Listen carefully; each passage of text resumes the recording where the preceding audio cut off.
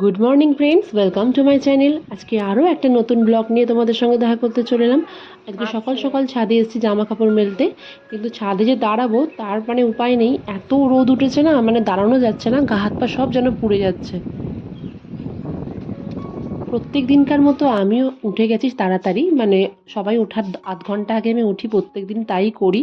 কারণ কি বলতো, যদি সবাই যখন উঠে একসঙ্গে উঠলে না, যদি হাজব্যান্ড আর মেয়ে যদি একটুখানি ঘুমায় তার আধ ঘন্টা আগে যদি আমি উঠে যাই, তাহলে কি বলতো কাজটা অনেকটা গোছানো যায়। অন্তত 10-15 মিনিট নিজের জন্য টাইমটা কাটানো যায়। ছাদে এসে বা বারান্দায় গিয়ে 10 মিনিট নিজের প্রতি টাইম দেওয়া যায় না, একটু মাইন্ডটাও ফ্রেশ হয়, আর কাজটা দেখবে অনেক বেশি এনার্জি পাওয়া যায়। আমরা অনেকেই আছি যে তাড়াতাড়ি করে ঘুম থেকে হয়তো উঠি, কিন্তু সবাই একসঙ্গে উঠে পড়ি, হয়তো কেক তখন কোন কাজটা আগে করব কোন কাজটা পরে করব মনে হয় না। যে হুটোপাটা করে সব কাজ করতে কোনো রকমে ব্রাশটা করেই রান্নাঘরে ঢুকে পড়ি। এতে দেখবে তোমার মাথার উপর একটা বড় হেডেক হয়ে যায়, যে না আমাকে কাজটা কমপ্লিট করতে হবে। এরকম তাড়াহুড়ো করার থেকে মনে হয় কি বলতো, একটু আর্লি মর্নিংয়ে উঠে যদি কাজটা আগের থেকে গুছিয়ে রাখা যায়, তাহলে কিন্তু এরকম প্রবলেম হয় না। আর একটা জিনিস হচ্ছে, যদি আমরা আগের দিন যারা আমরা হাউসওয়াইফ কি যারা ওয়ার্কিং, অনেকেই তো টিফিন সকালবেলা উঠে করতে হয় বা রান্না করতে হয়, তারা যদি আগে রাত্রিবেলা ঠিক করে নেয় যে একে ওই টিফিনটা দেবো, বা হাজব্যান্ডকে কী টিফিন দেবো, বা মেয়েকে কী টিফিন দেবো, বা বাড়িতে কী রান্না হবে, সেটা যদি আমি আগের দিন রাত্রেবেলা ঠিক করে নিই না, তাহলে কিন্তু সকালবেলা উঠে তোমার এই তাড়াটা থাকে না যে কে কী খাবে তাকে জিজ্ঞাসা করে আবার টিফিন করা। এটা কিন্তু অনেকটা টাইম চলে যায়, আর কিন্তু লেট হয়ে যায় কাজে। তাই জন্য আগের দিন রাতেরবেলা ঠিক করে রাখলে পরের দিন সেই জোগাড় করে তাড়াতাড়ি করে কিন্তু সেটা করা যায়। আর একটা জিনিস হচ্ছে, সেটা হচ্ছে অনেকেই তো আমরা জয়েন্ট ফ্যামিলিতে থাকি, তারা কিন্তু যদি কাজটা না একটু শেয়ার করে নেওয়া যায়, আমি টিফিনটা করব বা তুমি রান্নাটা করবে, এরকম করে করে দিলে কি বলো তো কাজটা অনেকটা ভাগ হয়ে যায়, আর নিজের ওপর অনেকটা প্রেশার পড়ে না। আমি যেটা করে থাকি, আমরা দুই যা এরকম করি, হয়তো টিফিনটা করে নিলাম আর বাকি মাকে বললাম মা তুমি রান্না করে নাও, আমরা সব গুছিয়ে গাছি সব কিছু দিই। এরকম করে আমরা ভাগ করে নিই, কে ঠাকুরের জল দেবো, কে সন্ধে দেবো, কে চা করবো। এগুলো প্রত্যেকটা সংসারের কাজই কিন্তু ইম্পর্টেন্ট, সেটা ছোট হোক আর বড় হোক। সেই কাজগুলো যদি আমরা শেয়ার করে করে নিই, তাহলে কিন্তু নিজের ওই যে হেডেকটা না থাকে না। কিন্তু রেগুলার যদি একটু রুটিন ওয়াইজ চলা যায়, সব কিছু যদি টাইমে টাইমে করা যায় না, টাইম যে ম্যানেজমেন্ট আমরা বলে থাকি, যে টাইম ঠিকঠাক টাইমে যেটা করা সেটা করলে সেটা কিন্তু করতে অনেকটা সুবিধা হয়। আগে যখন বিয়ের প্রথম প্রথম মা বা শাশুড়ি মা যখন বলতো সকালবেলা উঠে পড়বি, মা হয়তো বলতো যে শ্বশুরবাড়িতে লেট করিস না, বা শাশুড়ি মা হয়তো বলতো একটু আর্লি মর্নিংয়ে ওঠো, তখন সত্যি কথা বলতে খুব বিরক্ত লাগতো, মনে হতো কি করে এত তাড়াতাড়ি ওঠা যায়। কিন্তু এখন যখন মেয়ে হয়েছে না, মেয়ে হওয়ার পর আমি বুঝতে পেরেছি যে না, সত্যি করে টাইম মাফিক বা রুটিন ওয়াইজ যদি চলা যায়, বা আর্লি মর্নিংয়ে যদি ওঠা যায় না, সব কিছু করতে অনেকটা ইজি হয়, বা কাজগুলো অনেক গুছিয়ে করা যায়।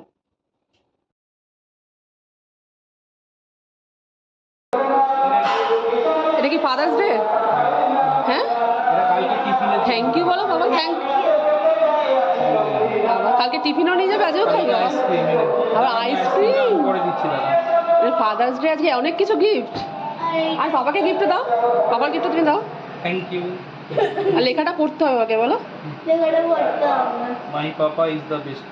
ভেতরে অনেক কিছু লেখা আছে, ভেতরে অনেক কিছু লেখা আছে। আর ওটা দাও, ওকে দাও, ওটা দাও, এটা আমার হাতে দাও, আর ওটা দাও, আইসক্রিমটা দাও। বাবা ফাদার্স ডে কত রকম।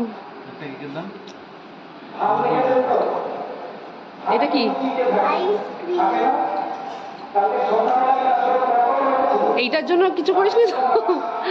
না না, ও অনেকক্ষণ ধরে লিখছে গো তোমার জন্য। ওরে বাবা, ওটা কিন্তু কালকে টিফিনে নিয়ে যাবে। আজকে এটা খাও, তাহলে দোকানে আছে কেক, আর টিফিনে নিয়ে যাবে, ঠিক আছে? এখন এটা খেয়ে নাও। তা দেখতেই পারলে বন্ধুরা, ওদের ছোট্ট ছোট্ট জিনিস বাবাকে দিয়ে গিফট করেছে। এইটাও একটু ভালো লাগে যে না, ওরাও বাবার জন্য মার জন্য হয়তো যে লেখাটা গিফট না, যে লিখেছে, এটাও কিন্তু অনেক কিছু। ঠিক আছে মাম্মাম, খাও। কি সুন্দর একটা কেক নিয়ে এসছে আমার হাজব্যান্ড মেয়ের জন্য, দেখো কি সুন্দর বাবা লেখা। এখন সত্যি প্রত্যেকটা কেকের দোকানে এত সুন্দর সুন্দর কেক, সে জামাই ষষ্ঠীর জন্য হোক কি বাবা ফাদার্স ডেতে হোক, কি সুন্দর কেকটা। বাবা এটা খাস না আজকে, আইসক্রিম খেয়েছিস, কালকে নিয়ে যাবি। তা আমার হাজব্যান্ড একটা ওর মেয়ের জন্য নিয়ে এসছে, আর নিজের বাবার জন্য একটা নিয়ে এসছে, তা বাবাকে দেবো একটা। তো বন্ধুরা দেখতেই পারলে মেয়ে একটা খুব সুন্দর একটা কার্ড বানিয়েছে, ফাদার্স ডে তোর বাবাকে গিফট করলো। আর বাবাও নিয়ে এসছে, মানে আমার হাজব্যান্ড নিয়ে এসছে একটা কেক, মানে খুব সুন্দর বাবা লেখা, মানে শ্বশুরমশাইয়ের জন্য নিয়ে এসছে, আবার মেয়ের জন্যও নিয়ে এসছে, যেহেতু ফাদার্স ডে স্পেশাল। আর আবার আইসক্রিম নিয়ে এসছে। বেশ সুন্দর করেই ছোট করে একটা ফাদার্স ডে ওরা সেলিব্রেট করলো। আমার সত্যিই খুব ভালো লাগলো। তা আবার খেয়ে দিয়ে এখন যেহেতু অনেকটা টাইম কেটে গেছে, দুপুরবেলা এবার খাবো। খেয়ে দিয়ে আবার তোমাদের সঙ্গে বিকালবেলা দেখা করতে আসছি। প্লিজ একটু স্কিপ করো না কিন্তু। গুড ইভিনিং বন্ধুরা, আবার ব্লগটা শুরু করলাম। তা বিকালবেলা চলে এসেছি ঠাকুরের সন্ধে দিতে। সন্ধে টন্ধে দিয়ে গাছে জল দেব। আর এইখানে আমার মেয়ে একটুখানি ভিডিও করে দিচ্ছিল, যেহেতু আমি বলেছি একদম ঠাকুর ঘরে ঢুকবি না বাসি জামা কাপড় পরে, ওই জন্য বাইরে দাঁড়িয়েছিল, মানে গেটের সামনে, ঠাকুর ঘরে একটা গেট আছে, ওই গেটটার সামনে দাঁড়িয়েছিল আর দূর থেকে আমাকে ভিডিওটা করে দিচ্ছিল।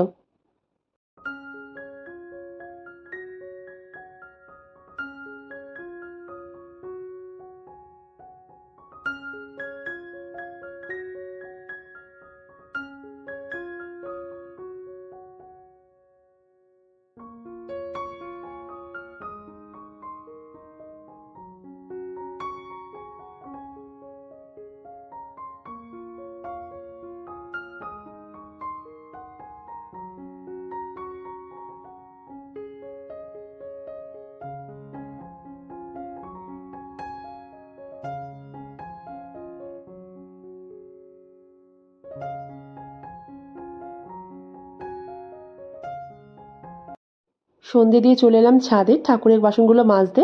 আমি পরের দিন আর মাজি না, আমি আগের দিনই ঠাকুরের বাসনগুলো মেজে রেখে দিই। এতে কী বলতো, অনেকটাই সুবিধা হয়, অনেকটা কাজ এগিয়ে থাকে।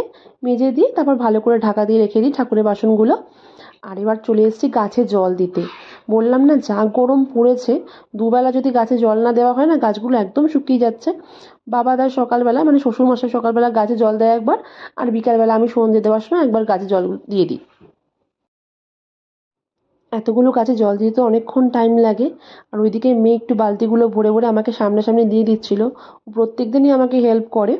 আর আজকে একটু তাড়া আছে, যেহেতু একটু গাছে জল দিয়ে মেয়েকে খাইয়ে তারপর একটু বেরোবো, মানে একটু ডাক্তারের কাছে যাব, ওই জন্যই তাড়াহুড়ো করছি।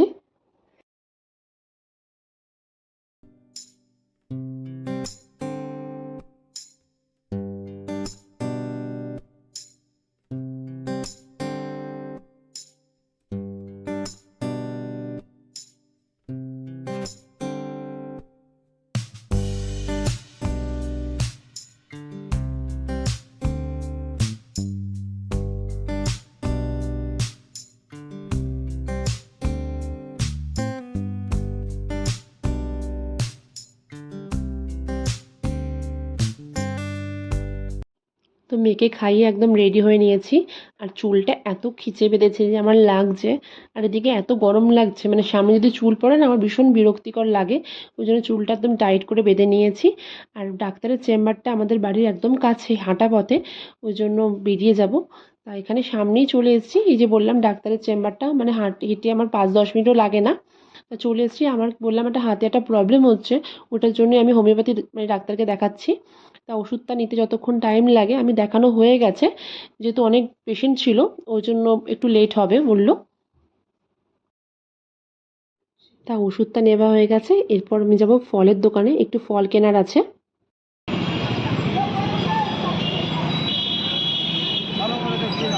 হ্যাঁ হ্যাঁ হ্যাঁ, সব মালই দেখ, বরকে পাঠাতে হবে। এগুলো কচকচি আপেল না বালি আপেল? হ্যাঁ হ্যাঁ হ্যাঁ। আর মুসম্বি কত করে দিচ্ছ?